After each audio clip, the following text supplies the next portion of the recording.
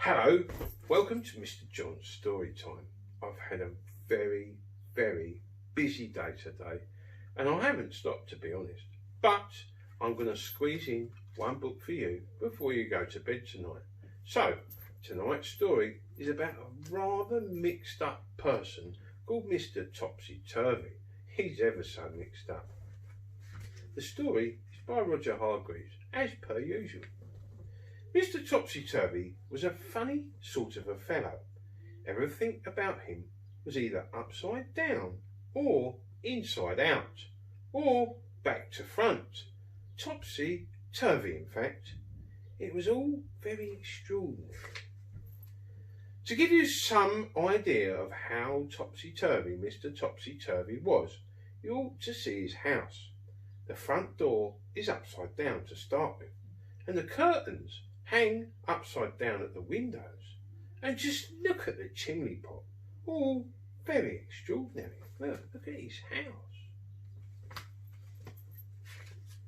Inside is the same. Just look at the clock standing on Mr. Topsy-turvy's mantelpiece. Isn't that the topsiest, turviest clock you have ever seen? Look, it goes backwards. And just look at the way Mr. Topsy-turvy reads a book. Not only does he read it upside down, but he starts to read it at the back page. Look at that. Oh, I won't be able to read this book like that.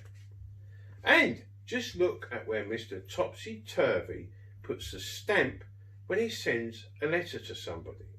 Have you ever seen anything like it? He put it in the bottom corner. Oh, stupid man. Now, this story is all about the time Mr. Topsy-turvy came to the town where you and I live, or village.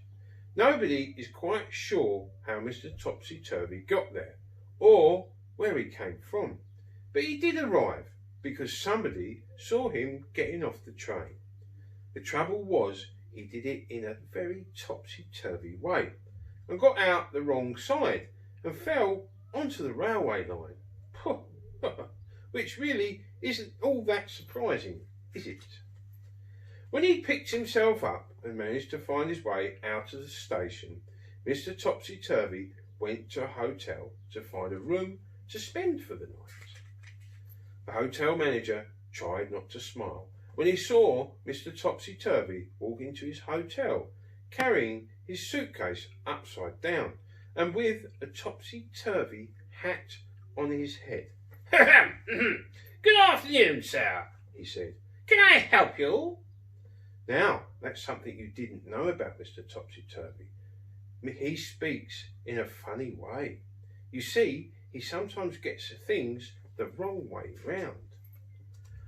Afternoon, good, said Mr. Topsy-turvy to the hotel manager. I'd room I like. The manager scratched his head. You mean you'd like a room? He asked. Please, yes, replied Mr. Topsy-turvy.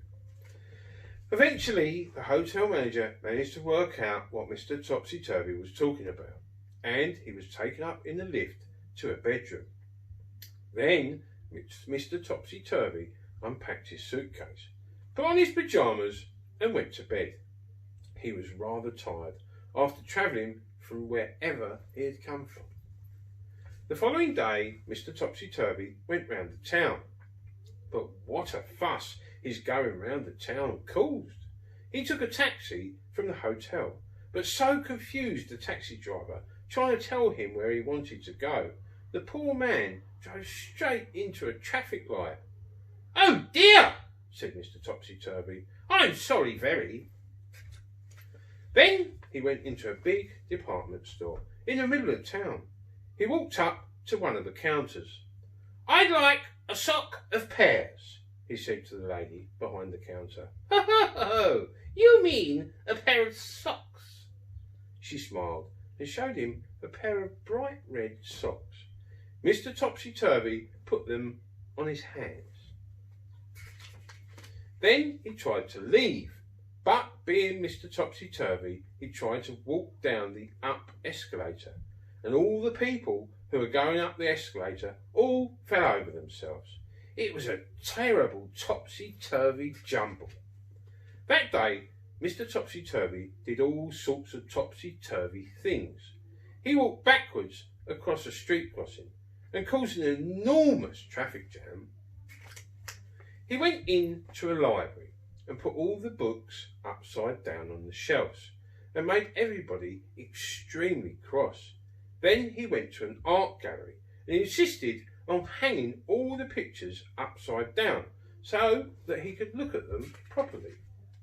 And then, after Mr. Topsy-turvy had been in the town for just one day, he disappeared.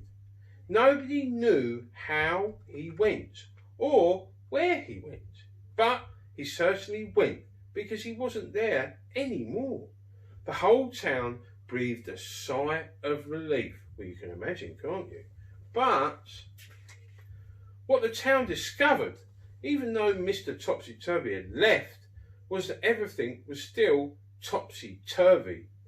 "Read all it about," shouted the newspaper sellers, instead of shouting, "Read all about it." "News is thee here," said the television newsreader, instead of saying, "Here is the news." "Morning good," people started saying to each other when they met each other, and do you how, instead of how do you do. Everybody was talking topsy-turvy. Can you think of something to say that's topsy-turvy? Go on, try. Well, I think I'm going to have a go at that. So, why don't you, when you go to bed tonight, have dreams sweet? And it's time for me to say, night good.